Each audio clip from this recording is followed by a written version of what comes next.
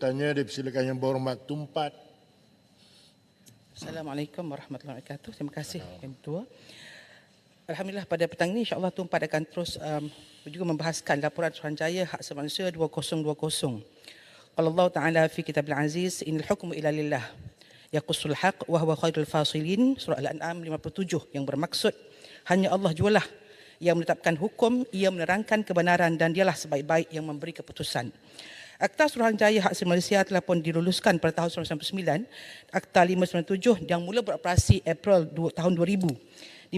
Di bawah Seksyen 4 berfungsi sebagai badan promosi untuk memupuk kesedaran dan pendidikan berhubung hak asasi manusia di Malaysia. Yang saya ingin tanyakan ialah berapakah NGO dan badan-badan yang telah pun terbabit dengan Suhakam dalam membuat kerja-kerja mempromosikan hak asasi ini di Malaysia sejak daripada tahun penubuhan sehingga sekarang. Yang kedua, kita dimaklumkan juga dalam seksyen ini menyebut bahawa Suhakam boleh membuat siasat sendiri atau bergantung kepada aduan selain ianya tidak melibatkan prosedur mahkamah atau yang telah diputuskan di mahkamah di bawah Seksyen 12. Jadi dalam ini berapakah kes yang telah pun diselesaikan oleh pihak Suhakam berkenaan dengan siasatan sendiri dan berapakah yang telah dibuat siasatan berdasarkan kepada aduan? Kerana kita difahamkan dalam tahun 2020 jumlah kes yang selesai ialah 756. Jadi kita ingin tahu perincian ini. Yang ketiga berkenaan dengan seksyen dimaklumkan kepada kita bahawa Seksyen 21 menetapkan laporan tahun aktiviti dikemukakan dan syur Suruhanjaya dan kalau perlu mengemukakan laporan khas. Daripada tahun 2000 sehingga sekarang, berapa kalikah Suhakam telah pun mengemukakan laporan khas untuk dibuat tindakan oleh pihak kerajaan? Dan saya juga ingin bertanya, kalau tanpa perbahasan pada hari ini, adakah syur-syur yang telah pun dikemukakan oleh Suruhanjaya tidak diambil tindakan oleh pihak kerajaan? Kalau ada, berapa dan kenapa? Dan di bawah definisi hak asasi manusia pada tahun 2000, dalam laporan pertama Suhakam telah mencadangkan agar definisi hak asasi manusia di Malaysia diperincikan mengikut nilai budaya, ekonomi dan politik di Malaysia. Saya ingin bertanya pihak kerajaan, adakah definisi hak asasi manusia di bawah Perlembagaan Malaysia telah pun dibuat dan apakah definisi tersebut? Kerana kita lihat dalam kes hari ini, kita ada dua benda. Satu, hak asasi manusia di universal dan hak asasi manusia di peringkat negara sendiri. Kerana kita lihat dalam negara kita, 70% daripada rakyat merupakan orang Melayu Islam. So dalam hal ini, kalau DOSM telah memberikan perincian sebegini, sejauh manakah deklarasi Kaherah diguna pakai dalam mencorakkan naratif hak asasi Malaysia? Sebab kita lihat ini deklarasi Kaherah tidak diguna pakai ataupun jarang dirujuk oleh pihak Suhakam. Kita juga difahamkan bahawa dalam Akta Suhakam 1999 tidak masukkan deklarasi Kaherah sebagai sumber hak asasi. Jadi kalau boleh kita mohon untuk mencadangkan supaya akta ini juga merujuk kepada deklarasi tersebut. Dan ini juga penting kerana kita juga terikat di bawah perkara 3 agama bagi persekutuan bahawa Islam adalah agama bagi persekutuan. Dalam hal ini, adakah cadangan kerajaan untuk meminda akta dan masukkan deklarasi Kaherah sebagai sumber dari segi perundangan untuk Suhakam? Dan kita difahamkan bahawa dalam perbincangan di OIC berkenaan dengan hak asasi manusia, pihak OIC juga refer kepada deklarasi Kaherah ini. Jadi apakah usaha-usaha yang telah dibuat, dan saya difahamkan bahawa Suhakam telah pun menandatangani MOU dengan pihak IPHRC OIC dan apakah usaha dan langkah yang dilakukan selepas itu. Dan yang seterusnya berkaitan dengan Pelan Strategik 2021-2025 untuk perkauman diskusi kaum yang telah pun dirangka oleh pihak Suhakam. Saya ingin bertanya, sejauh manakah dasar ini digandingkan dengan dasar perpaduan negara? Dan adakah kita mempunyai suatu umbrella committee di peringkat kementerian untuk memastikan bahawa dasar-dasar ini dapat dilaksanakan?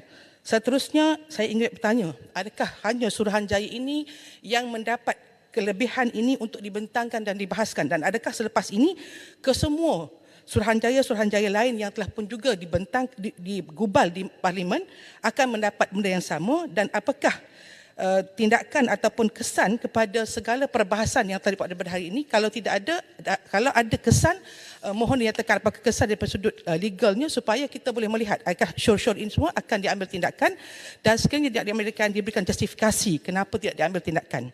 Seterusnya berkenaan dengan Suhakam, saya difahamkan hanya ada pejabat Suhakam di Sabah dan Sarawak. Tapi tidak ada pejabat Suhakam di lain-lain negeri, khususnya di negeri-negeri yang berkenaan dekat dengan sempadan. Adakah kerajaan bercadang untuk membina pejabat-pejabat Suhakam di negeri-negeri dan sebagaimana juga ada di YBJK di semua negeri, iaitu Yayasan Bantuan Guaman? Kerana saya lihat dalam kes membabitkan Suhakam berkenaan dengan undang-undang, YBJK mempunyai suatu hubungan yang sangat rapat. dan saya lihat kepada laporan yang diperlukan, terdapat program-program yang dibuat di bawah hak asasi manusia ini dibuat di Kuala Lumpur. Terdapat 204 program dibuat di peringkat Kuala Lumpur. Sedangkan isu ini banyak berlaku di negeri. Di negeri saya melihat pihak Suhakam hanya melawat sahaja. Saya cadangkan dalam hal ini supaya selepas ini diskusi, penerangan, seminar melihat manusia juga dibuat di negeri. Jangan hanya berpusat di Kuala Lumpur. Juga kita difahamkan daripada laporan ini terdapat 44 kali program telah pun dihadiri oleh pihak Suhakam di peringkat antarabangsa. Yang saya mohon ialah adakah dapatan dan resolusi yang diterima pakai daripada hasil persidangan dikongsikan dengan pihak Parlimen Malaysia sekurang-kurangnya di bahagian antarabangsa dan kaukus antarabangsa dan juga jawatan kuasa terpilih ahli-ahli Parlimen supaya maklumat ini selari dan selaras.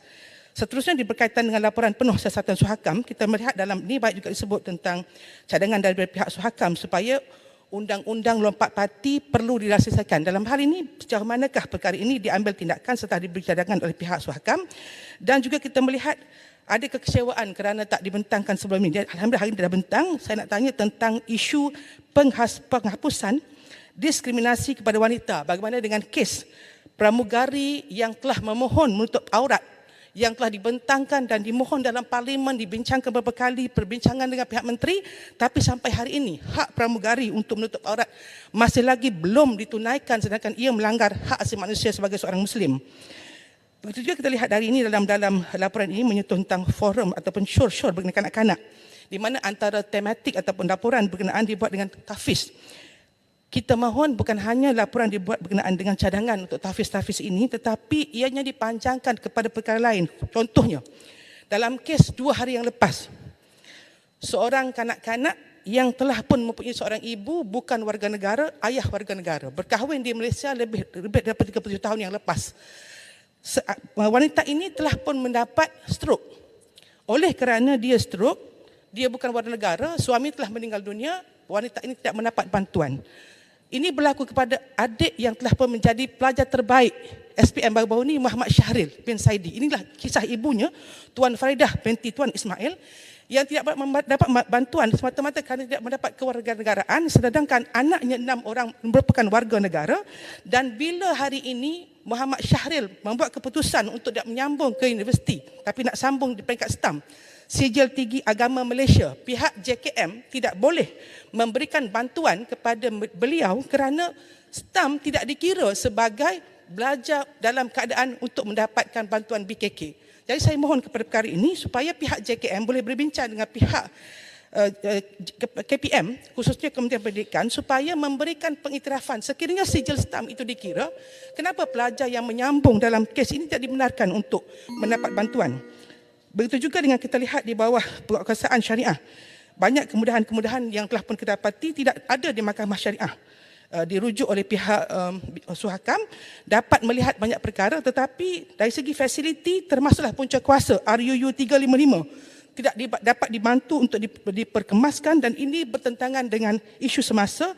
Dan yang terakhir ialah berkenaan dengan bila mana laporan ini diminta untuk dibahaskan oleh pihak Parlimen sebagai ahli Parlimen. Kita melihat Suhakam diberikan peruntukan tahun 2016 5.9 juta, tahun 2020 12.9 juta. Banyak program, banyak impak dapat dibuat kerana pertambahan bajet ini. Tetapi ahli Parlimen, khususnya daripada pembangkang yang telah menjadi ahli Parlimen yang dipilih rakyat, tidak mendapat peruntukan asasi untuk pengurusan pejabat. Jadi bagaimana kita boleh membincangkan hak asasi orang lain sedangkan ahli Parlimen pilihan rakyat tidak mampu dan tidak diberikan hak asasinya sekurang-kurangnya untuk mendapat allowance untuk pejabat dan dipastikan pejabat dapat beroperasi untuk membantu. Dan saya juga yang terakhir, pagi tadi kita dengar jawapan daripada menteri bahawa mereka datang ke lokasi-lokasi ahli Parlimen, tapi tidak dijemput ahli Parlimen, khususnya pada pembangkang. Jadi pembangkang ni terima gaji, tak ada bajet untuk pejabat, dan bila menteri turun pun tak dijemput. Jadi adakah kami ni diharapkan untuk bekerja sahaja dengan pendapatan sebegitu digunakan segala-galanya untuk. Jadi saya mohon dalam hal ini hak asasi manusia kena bermula di Parlimen. Di Parlimen kena ada taska. Di Parlimen kena ada benda-benda yang kita sebut tentang hak asasi, barulah ahli Parlimen boleh bahaskan tentang kepentingan semua orang. Terima kasih.